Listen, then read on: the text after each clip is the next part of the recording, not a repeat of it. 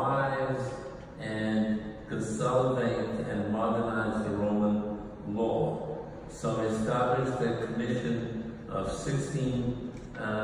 lawyers, jurists, experts in law, led by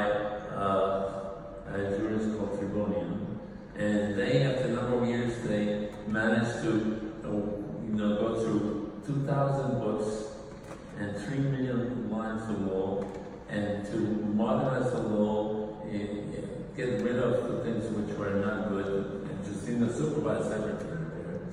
there, and organize it so that people would see the law and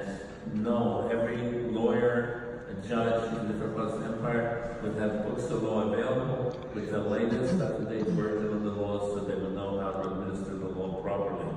Because that was one of the glories of the Roman Empire was law, but through centuries and centuries the law became garbled and confused and contradictory. So Justinian's people went through all that and made it reasonable to such a degree,